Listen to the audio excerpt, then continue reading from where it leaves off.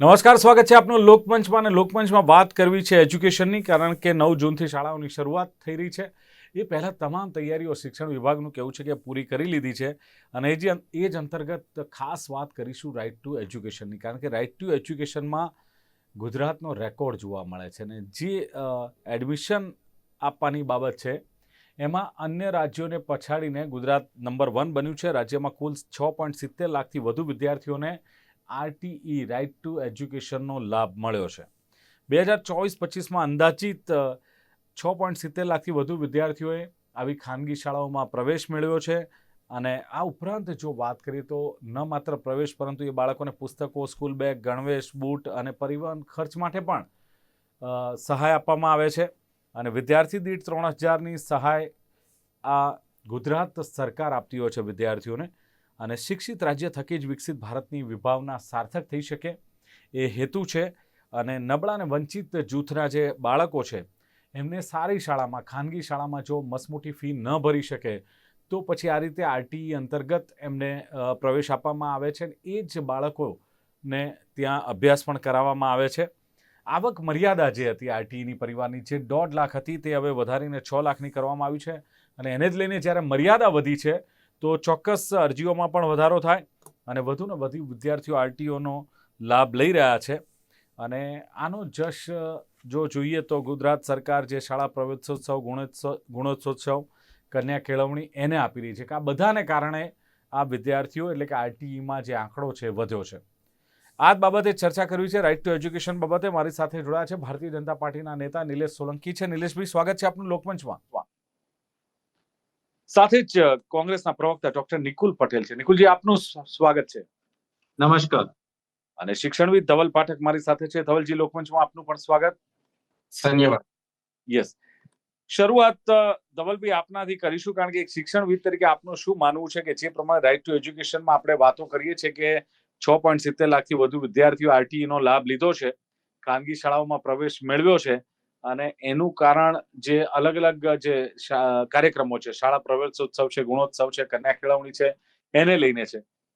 ખરેખર કઈ રીતે જુઓ છો આ બાબતને આપ?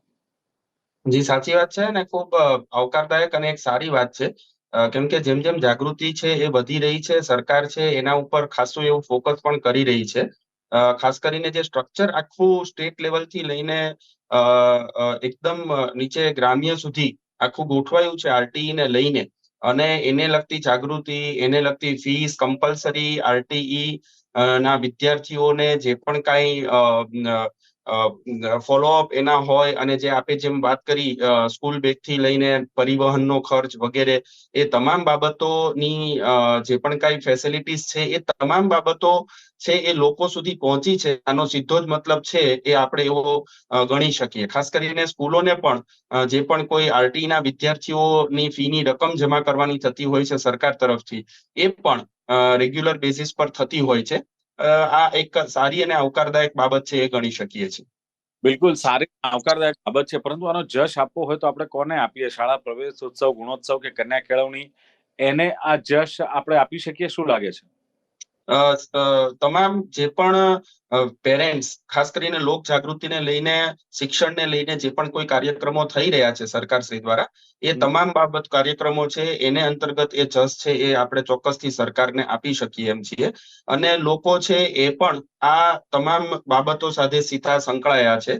અને ખાસ કરીને જે પણ કોઈ સેલ્ફ ફાઇનાન્સની અંદર ફીસના સ્ટ્રક્ચર છે, એને લઈને ખાસ આ આરટીઈ નો લાભ, સરકારશ્રીની આ યોજનાનો લાભ તમામ લોકો છે એ ખાસ કરીને જે આ આવક મર્યાદા છે એમાં જે લાગુ પડતું હોય એ તમામ લોકો આનો લાભ લઈ લે છે.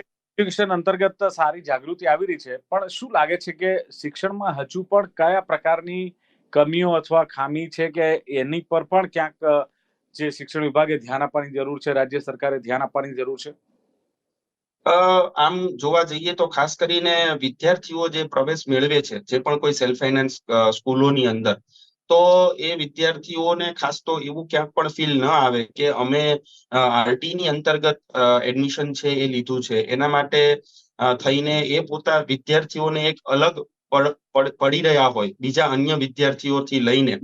આ બાબતોને લઈને એક કાઇન્ડ ઓફ આપણે જેને કહી શકીએ સાયકોલોજીકલ કાર્યક્રમો જે છે એ થોડા એવા સરકારશ્રી તરફથી છે એ વધારે શાળા કક્ષા સુધી લેવામાં આવે તો આ વિદ્યાર્થીઓને ક્યાંક ને ક્યાંક છે એ પોતે પણ અન્ય વિદ્યાર્થી જેની જોડે એ ભણી રહ્યો છે એની એક સારી એવી બેલેન્સ અને કાઇન્ડ ઓફ જેને આપણે ફીલ ગુડ છે એ થોડી કહી શકીએ. આ એક બાબત ખાસ સૌથી અગત્યની છે. અન્ય જે પણ કોઈ બાબતો છે કેમ કે આ મેજોરિટી બધી સેલ્ફ ફાઇનાન્સ સ્કૂલો છે એની અંદર આરટીઈ નો લગતો જે છે એ લાગુ પડતો હોય છે એટલે એની અંદર સેલ્ફ ફાઇનાન્સ સ્કૂલો છે એ જ શિક્ષકોની ભરતી વગેરે બધું કરતી હોય છે. એટલે અન્ય હું માનું ત્યાં સુધી બીજા કોઈ પ્રશ્નો છે એ સ્વાભાવિક રીતે બહુ સ્પર્શતા નથી હોતા. ચલો બિલકુલ.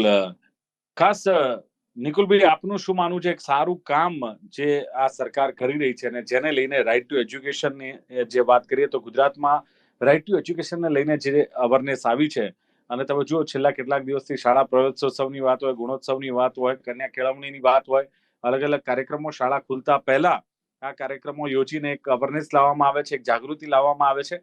અને બીજું આરટી અંતર્ગત ગરીબ બાળક જે છે, ગરીબ પરિવારના બાળકો છે, એમને સારી શાળામાં એજ્યુકેશન મળે, એમને ભણે અને સારું શિક્ષણ મળે એ માટેના પ્રયાસમાં ગુજરાતે નંબર 1 આપણું જે કર્યું છે અને ગુજરાત નંબર 1 આવ્યું છે અન્ય રાજ્યો કરતા. કઈ રીતે જુઓ છો આ બાબતને? સૌ પ્રથમ તો એવું કહીશ કે રાઇટ ટુ એજ્યુકેશન એક્ટ 2009 એક એવો કાયદો હતો કે જે યુપીએ ની સરકારમાં દેશમાં લાગુ કરવામાં આવ્યો અને હાલ ગુજરાત રાજ્યની અંદર બી એ લાગુ છે. એટલે કોંગ્રેસના જે દીર્ઘદ્રષ્ટા નેતાઓ છે અને એમનું જે વિઝન હતું એ આજે ફલીભૂત થઈ રહ્યું હોય એવું સ્પષ્ટ દ્રષ્ટિપાત થાય છે અને ખ્યાલ આવી રહ્યો છે કે ખરેખર જે વિઝન હતું એ આજે એના જે દૂરાગામી જે પરિણામો છે આજે જોવા મળી રહ્યા. ગુજરાત સરકાર દ્વારા રાઇટ ટુ એજ્યુકેશન માટે જે કોઈ બી કામગીરી કરવામાં આવી રહી છે એના માટે સૌ પ્રથમ તો એમને ખૂબ જ શું કહેવાય કે અભિનંદન પાઠવીએ છીએ કારણ કે જે પોલિસી લોકો માટે ડિઝાઇન કરવામાં આવી હતી એ પોલિસીને ગ્રાસરૂટ લેવલ સુધી પહોંચી અને આજે એના ઇમ્પ્લિમેન્ટેશનના રિઝલ્ટ આવી રહ્યા છે અને ગુજરાત સરકાર આજે જે કામગીરી થકી અને એના અધિકારીઓ થકી જે નંબર 1 સમગ્ર દેશમાં આવ્યું છે એના માટે બી ખૂબ જ અભિનંદન પાત્ર છે. તમે શ્રેય આપવાની વાત કરી હતી તો ડેફિનેટલી સૌ પ્રથમ કોંગ્રેસની જે સરકાર હતી એને શ્રેય જાય, ત્યાર પછી જે રાજ્ય સરકાર છે એમને શ્રેય જાય અને ત્યાર પછી જે અધિકારીઓ અને ઇમ્પ્લિમેન્ટેશન લેવલ પર જે કામગીરી કરી રહ્યા છે અને અવેરનેસ કરી રહ્યા છે તે સૌને જાય છે. આ બધાની સાથે એડમિશન તો બાળકોને મળી જાય છે પરંતુ એ 8મા ધોરણ સુધીના જ એડમિશન પ્રક્રિયા હોય છે અને ત્યાર પછી જે ધોરણ 9, 10, 11, 12 ત્યાંની જયારે આપણે વાત કરીએ તો શું કહેવાય કે હજી એના પછીની બી કામગીરી ઘણી કરવી પડે એવું મારું માનવું છે કારણ કે આજ ગુજરાત રાજ્યની અંદર જયારે આપણે ડ્રોપ આઉટ રેશિયોઝ જોઈએ છે તો એ ખૂબ જ શું કહેવાય કે ચિંતાજનક સ્તર ઉપર છે. ત્યાર પછી આ બધા પ્રાઇવેટ શાળાઓમાં તો જાય છે પણ જોડે જોડે મારા ખ્યાલથી સરકારી શિક્ષણના અંદર બી ઘણા કામગીરી સરકારે કરવા જોઈએ એવું મારું સ્પષ્ટ માનવું છે.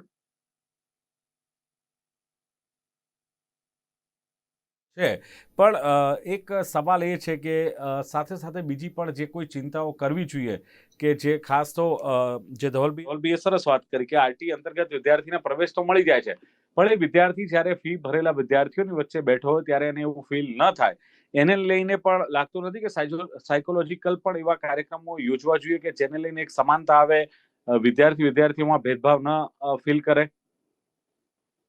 સાચી વાત છે. આપણે જે બી બાળકો જ્યારે કોઈ સ્કૂલમાં આરટી થકી એડમિશન લે છે ને આપણે ગુજરાતની અંદર ઘણા એવા શું કહેવાય કે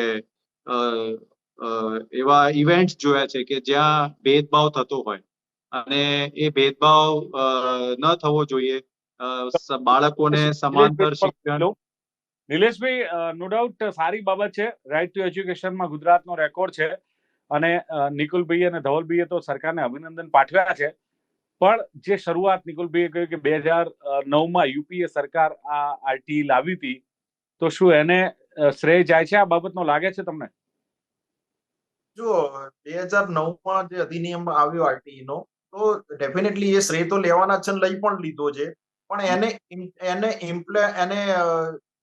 મંજૂર કરવો, એને મધ્ય પ્રવાહમાં લાવવું અને એને આગળ સુધી લઈ જવો. 2009ની આપણે શિક્ષણ નીતિ જોઈએ છીએ તો 2002માં જ્યારે મુખ્યમંત્રી હતા નરેન્દ્ર મોદી સાહેબ ગુજરાતના, ત્યારે પ્રવેશ મહોત્સવ, હવે સારું છે નિકુલભાઈ બોલ્યા નહીં, સારું છે કે પ્રવેશ મહોત્સવ પણ અમે ચાલુ કર્યો.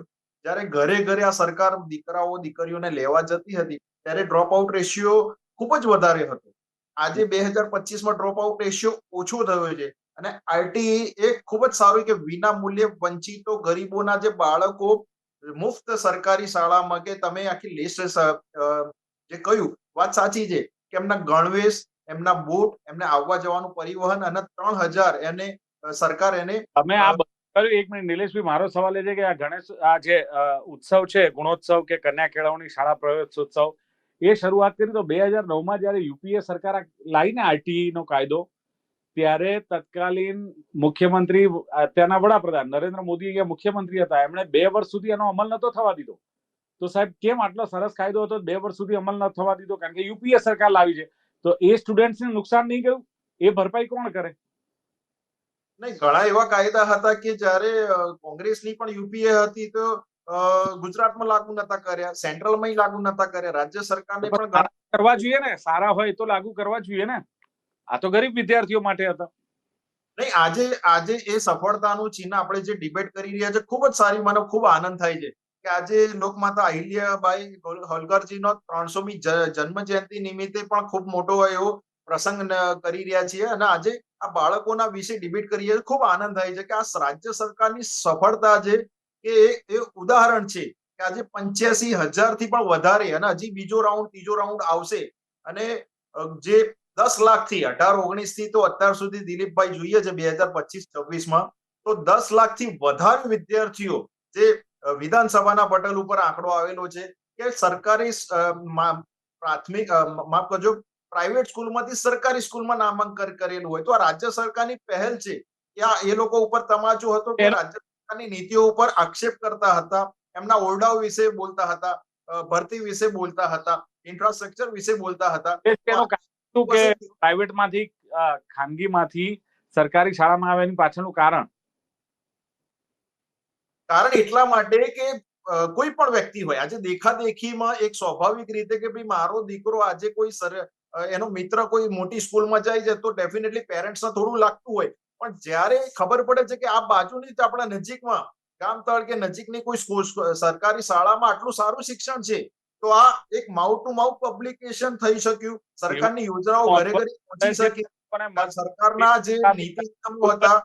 નિકુલભાઈ, ફી પોસાતી નથી, આ મોંઘવારીમાં બાળકોના ખર્ચા ભણતરના પોસાતા નથી, એટલે કદાચ માનીએ છીએ કે ખાનગીમાંથી આમાં સરકારી શાળાઓમાં આવતા હોય એનો શ્રેય તમે લઈ લોકો હો. સરકારી શાળામાં આટલું સરસ શિક્ષણ, પૂરતો સ્ટાફ નથી સાહેબ તમારી પાસે, શિક્ષકોની ઘટ છે. અચ્છા, વર્ષમાં 3-4 વાર તો શિક્ષકો આંદોલન કરે તમારી સામે, આચાર્યોની ભરતી થતી નથી. તમે ઓલિમ્પિક રમાડવાની વાત કરો છો 2035માં, વ્યાયામ શિક્ષકોની ભરતી તો તમે કરતા નથી, કરો છો તો હંગામી ધોરણે કરો છો. જો વિદ્યા સહાયકોની ભરતી, આપણે વિધાનસભાના પટલના જ આંકડા લઈને બેઠો છું કે આ સત્ર પૂરું થશે એટલે નવા સત્ર સુધી 30,378 જે ઐતિહાસિક ભરતીની પ્રક્રિયા છે એ પૂર્ણ કરવામાં આવશે.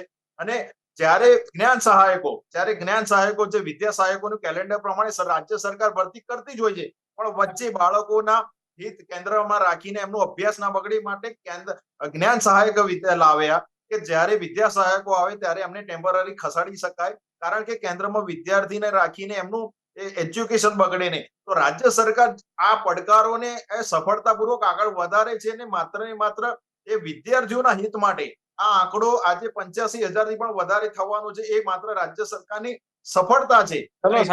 પ્રાઇવેટ સ્કૂલમાં 100% ફી લેતા હશે, પણ જ્યારે સરકારમાં તેમને મુફ્ત વિના મૂલ્યે બુક માટે બધા જ જો એમને નીતિ નિયમ પ્રમાણે વિદ્યાર્થીને સપોર્ટ કરતા હોય. ધવલભાઈ, આપને શું લાગે છે કે જે પ્રમાણે અત્યારે વાત કરી રહ્યા છે કે ભાઈ ડ્રોપ આઉટ રેશિયો વધ્યો છે અને ઘટ્યો છે, અને આ બધાની વચ્ચે જ્યારે આ વાત આરટીઈ ની આવે છે, પણ એ સિવાય પણ હજુ લાગતું નથી કે જે શાળાઓ જર્જરિત છે, જે ઓરડાઓ જર્જરિત છે, એને ક્યાંક હજુ આપણે એનું સમારકામ નથી કરી શક્યા. બીજું કે ઘણી જગ્યાએ એવા દ્રશ્યો જોવા મળે કે ઝાડ નીચે બાળકો ભણતા હોય, ઘણી જગ્યાએ એવા દ્રશ્યો જોવા મળે કે પાણીમાંથી બાળકો ચોપડા માથે મૂકીને કમરસમાં પાણીમાંથી પસાર થઈને ચોમાસામાં શાળાએ જતા હોય. તો આ બધી બાબત પર પણ ધ્યાન આપવાની જરૂર છે ધવલભાઈ. આપની વાત બિલકુલ સાચી છે. કામ છે એ ઘણું બધું થયું છે, એમાં ના નથી. પરંતુ હજી જે કામ થયું છે એના કરતાં પણ ઘણું બધું વધારે કામ કરવાનું બાકી છે અને હજી જરૂરિયાત છે એ પણ એક હકીકત છે. જે પણ આપણે ઇન્ફ્રાસ્ટ્રક્ચરથી લઈને ટીચર્સ રિક્રુટમેન્ટથી લઈને જે પણ આપણે વાત કરી, એની અંદર સાતત્યપણું નિયમિત રીતે એ ભરતીઓ થાય, એ પણ બહુ જ આવશ્યક બાબત છે બાળકોના શિક્ષણને ધ્યાનમાં લઈને. ખાસ કરીને સરકારી કે ગ્રાન્ટેડ શાળાઓ જે છે એમાં વર્ષની અંદર 2 વખત શિક્ષકો છે એ નિવૃત્ત થતા હોય છે. 31/5 રોજ નિવૃત્ત થાય છે અને એક 31/10 રોજ નિવૃત્ત થતા હોય છે. આ 2 વખત શિક્ષક કે આચાર્યો કે ક્લર્ક કે પ્યુન નિવૃત્ત થતા હોય છે. તો આમાં જે નિવૃત્ત થતા હોય એને ધ્યાનમાં રાખીને નિયમિત રીતે ભરતીઓ થાય તો બાળકો જે છે એને ખાસ સારો એવો શિક્ષણનો લાભ મળી શકતો હોય છે. જ્ઞાન સહાયક એક વૈકલ્પિક વ્યવસ્થા તરીકે ચોક્કસથી આપણે આવકારી શકીએ, પરંતુ કાયમી શિક્ષકની ભરતી જે છે એ અલ્ટિમેટલી બાળકોને વધારે ફાયદાકારક રહેતી હોય છે. બિલકુલ.